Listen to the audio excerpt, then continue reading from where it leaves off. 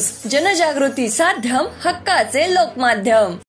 गांधी तीर्थ, निसर्गाच्या सानिध्यात महात्मा गांधींच्या जीवनावरील जगातील पहिले मल्टीमीडिया म्युझियम। आजच भेट द्या गांधी तीर्थ, जैन हिल्स, जळगाव। अधिक माहितीसाठी www.gandhifoundation.net वर विजिट करा।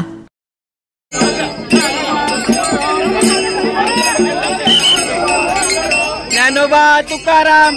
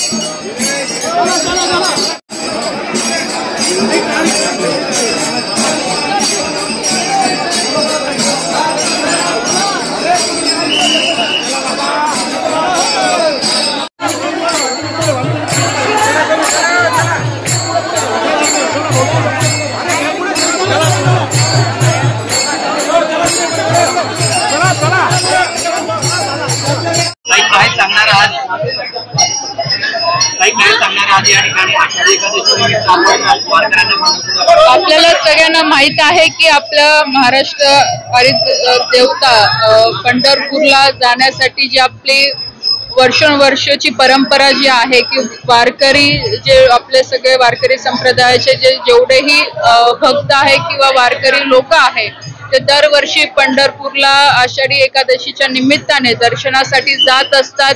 आपण बघतो की म्हणजे 1 महिन्यापासून दिंडीच्या माध्यमातून बरेचसे लोक पंढरपूरला जात असतात आणि त्यानंतर महाराष्ट्र राज्य सरकारकडनं बऱ्याचशा शासकीय बसची पण व्यवस्था केली जाते, ट्रेनची सुद्धा केंद्र सरकारच्या माध्यमातून व्यवस्था केली जाते। पण जेव्हापासून मी खासदार झालेली आहे 2014 पासून आणि त्यावेळेस एक संकल्प केला होता की आपण सुद्धा आपल्या मतदारसंघातल्या भाविकांसाठी मोफत रेल्वे सुरू केली पाहिजे की ज्याचा खर्च सगळं मी आणि माझं फाउंडेशन आम्ही करत असतो। तर माझ्या माध्यमातून आणि भारतीय जनता पार्टीच्या माध्यमातून मागच्या 10 वर्षापासून मी ही परंपरा कायम ठेवलेली आहे की आषाढी एकादशीच्या दिवशी ही ट्रेन तिथे पंढरपूरला पोहोचली पाहिजे। जवळपास 2,500 लोक 2,500 ते 3,000 लोक ह्या ट्रेनच्या माध्यमातून तिथे दर्शनासाठी जात असतात। एक दिवस ट्रेन पूर्ण थांबते आणि दुसऱ्या दिवशी परत ट्रेन निघून इथे भाविकांना सोडत असते।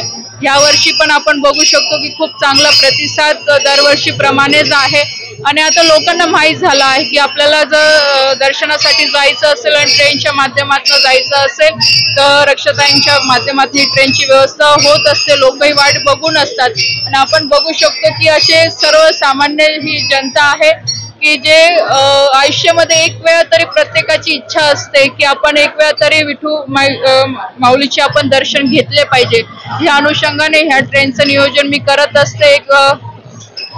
आपण हे सगळं जो काही कार्यक्रम आहे सगळं आमची भारतीय जनता पार्टीची सगळी टीम सगळं नियोजन करत असते आणि मी ह्यासाठी केंद्र सरकारचे सुद्धा खूप खूप आभार मानेल की दरवर्षी आम्हाला ते ट्रेनच्या माध्यमातून सहकार्य करत असतात आणि खूप चांगला उत्साह लोकांमध्ये आहे। विठ्ठल चरणी एवढीच प्रार्थना करेल की महाराष्ट्रातली जी जनता आहे, आमचा शेतकरी बांधव आहे, याला नेहमी सुख समृद्धी त्याच्या दारी नांदो एवढी नक्कीच